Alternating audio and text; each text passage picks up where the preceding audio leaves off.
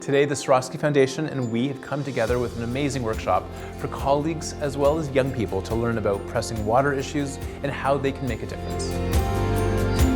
So today is bringing young people from a nearby school and really hearing their ideas of the issues around water and what they can do to really create change.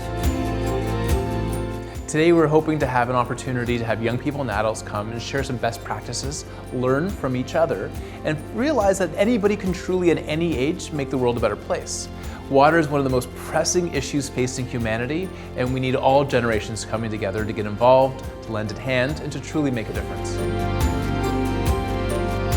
So the Swarovski Waterschool has been going for about 20 years, and the ambitions really from the business is how can we ensure we protect people and planet.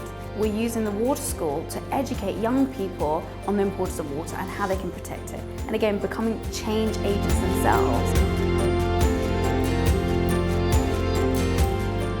Today we hope the young people will leave as Swarovski water ambassadors, realizing that this journey about clean water, access to clean water, preserving water is truly a lifelong journey of itself, and to become truly stewards of this journey.